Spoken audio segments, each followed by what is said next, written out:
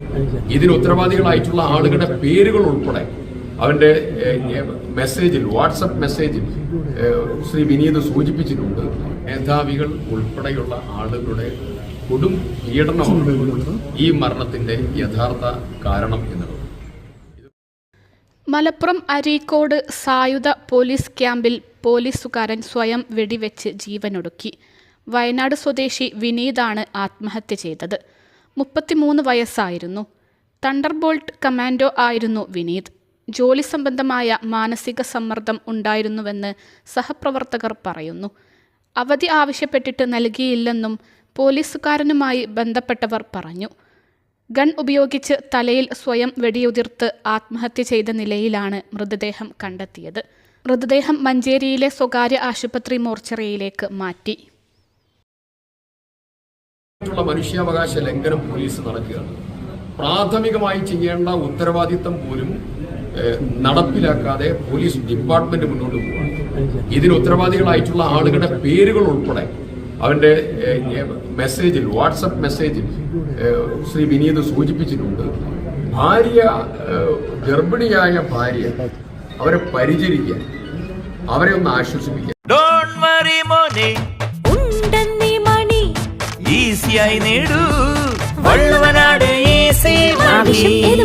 പണം ഞങ്ങൾ തരും. മേധാവികൾ ഉൾപ്പെടെയുള്ള ആളുകളുടെ കൊടും പീഡനമാണ് ഈ മരണത്തിന്റെ യഥാർത്ഥ കാരണം എന്നുള്ളത്.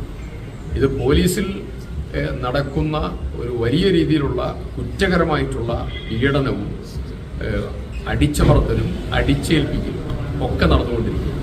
അതിന്റെ ഭാഗമായിട്ടുള്ള മരണമാണ് യഥാർത്ഥത്തിൽ വിനീതിന്റെ. വിനീത് അയച്ചിരിക്കുന്ന അവന്റെ മരണമൊഴിയായി എടുക്കാവുന്നതായ അതിപ്രധാനമായിട്ടുള്ള അവന്റെ മെസ്സേജും അതുപോലെ അവനെ റിഫ്രഷർ കോഴ്സിന് വീണ്ടും എടുക്കാനുള്ള, പറഞ്ഞയക്കാനുള്ള നടപടിയുടെ ഉത്തരവ് ഉൾപ്പെടെ എല്ലാം ഞങ്ങളുടെ കയ്യിൽ കിട്ടിയിട്ടുണ്ട്. തീർച്ചയായും ഇത് ഒരു കൊലപാതകമാണ്. പോലീസിൽ നടന്നതായ പീഡനം ഇനി തുടരരുത്, മറ്റുള്ള ആളുകളെ രക്ഷപ്പെടുത്തണം എന്നുള്ള രീതിയിലാണ് അവന്റെ മരണമൊഴിയായി എടുക്കേണ്ടതായ അവന്റെ പ്രധാനപ്പെട്ട മെസ്സേജ് അടക്കം വന്നിട്ടുള്ളത്. ഇത് വളരെ വിഷമകരമായിട്ടുള്ള ഒരു സാഹചര്യമാണ്. ഒരിക്കലും സംഭവിക്കാൻ പാടില്ലാത്തതായിരുന്നു. അവന്റെ ഭാര്യ ഗർഭിണിയാണ്. 3 തവണ ശ്രീ വിനീത് ലീവിന് വേണ്ടി അപേക്ഷിച്ചു. ആ ലീവ് കൊടുത്തില്ല. ഞാൻ ചോദിക്കും, ഗർഭിണിയായ ഒരു ഭാര്യയ്ക്ക് ആശുപത്രിയിൽ പോകാൻ ഭർത്താവായ പോലീസുകാരന് ഒരു ലീവ് കൊടുക്കാൻ ചോദിച്ച് അത് കൊടുക്കുന്നില്ല എങ്കിൽ എന്താണ് പോലീസ് ഡിപ്പാർട്ട്മെന്റിന്റെ സമീപനം? ആരാണ് ഇതിന് ഉത്തരവാദികൾ? പരാജയപ്പെട്ട ആളുകൾക്ക് ഒരു ടൈം, ഇപ്പോൾ ഞാൻ ചോദിക്കട്ടെ, 20-25 വയസ്സുള്ളതായിരിക്കുന്ന ഒരു പോലീസ് ഉദ്യോഗസ്ഥന് ഓടാൻ പറ്റുന്നതായിരിക്കുന്ന സമയവും ദൈർഘ്യവും അല്ല ഒരു 35 വയസ്സ് 40 വയസ്സാകുന്ന കമാൻഡറുണ്ട്. അവർക്ക് അവരുടെ ബോഡി സ്വാഭാവികമായി ചില ബുദ്ധിമുട്ടുകളുണ്ട്. അതിന് 5 മിനിറ്റ് റിലാക്സേഷൻ പല സ്റ്റേറ്റുകളിലും ആർമിയിൽ ഉൾപ്പെടെ പല മേഖലകളിലും ഉണ്ട്. ഇവിടെ കൊടുക്കുന്നില്ല. മാത്രമല്ല, പരാജയപ്പെട്ട ആളുകളെ മനുഷ്യത്വരഹിതമായി ട്രീറ്റ് ചെയ്യും. മനുഷ്യത്വരഹിതമായി ട്രീറ്റ് ചെയ്യുക എന്ന് പറഞ്ഞാൽ അവിടെ മേലുദ്യോഗസ്ഥന്മാരുടെ സൗകര്യങ്ങൾക്കനുസരിച്ച് അവരെ പീഡിപ്പിക്കുന്ന പ്രവർത്തനം നടന്നു. ആ പീഡനത്തിന്റെ കൊടിയ പീഡനത്തിന്റെ ഇരയാണ് വിനീത് എന്ന് പറയുന്ന സാധനം. മാനസികവും പ്രായോഗികവും ശാരീരികവുമായിട്ടുള്ള പ്രശ്നങ്ങളെ, അവരുടെ ഔദ്യോഗിക ജീവിതത്തിന്റെ പ്രശ്നങ്ങളെ അസംബ്ലിയിൽ കൃത്യതയോടുകൂടി എടുത്തു കാണിച്ച് അടിയന്തര പ്രമേയം വരെ അവതരിപ്പിച്ചു. അതിനുശേഷമാണ് ഈ മരണം നടന്നത് എന്നുള്ളത് വളരെ ഗൗരവമായിട്ടുള്ള സാഹചര്യം കൂടുതൽ വർദ്ധിപ്പിക്കുന്ന ഒന്നാണ്.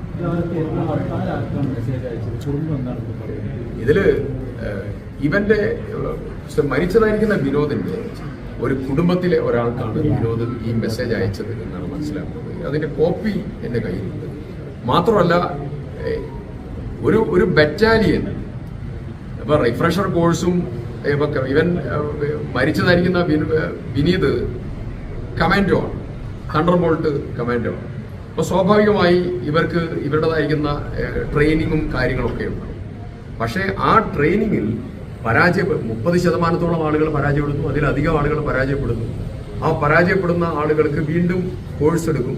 പക്ഷേ ആർമി ഉൾപ്പെടെ ഇന്ത്യ രാജ്യത്തെ വിവിധ സ്റ്റേറ്റുകളിൽ 10 കിലോമീറ്റർ ഓടാൻ അവർക്ക് അനുവദിക്കുന്നതായിരിക്കുന്ന സമയം അതൊന്ന് റിലാക്സ് ചെയ്യണം എന്ന് പറഞ്ഞ് ബറ്റാലിയനോ ഇത് ഉൾപ്പെടെയുള്ള എല്ലാ ഭാഗത്തും സർക്കാരിന്റെ മേലെ ഇതിന് മേലുദ്യോഗസ്ഥന്മാരുടെ മേലെ സമ്മർദ്ദമുണ്ട്.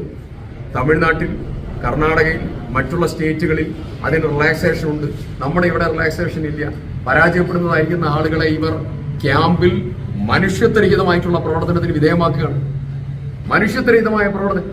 അൽസലാമ ഐ ഹോസ്പിറ്റൽ 21 ലക്ഷത്തോളം സന്തുഷ്ടരായ ഉപഭോക്താക്കളും 2 ലക്ഷത്തോളം തിമിര ശസ്ത്രക്രിയകളും പൂർത്തിയാക്കിയ മലബാറിലെ ഏക കണ്ണാശുപത്രി. ലോകോത്തര നിലവാരമുള്ള ചികിത്സാ സംവിധാനങ്ങൾ, എല്ലാ നേത്രരോഗ ചികിത്സാ സൗകര്യങ്ങളും വിദഗ്ധരായ ഡോക്ടർമാരുടെ മേൽനോട്ടത്തിൽ.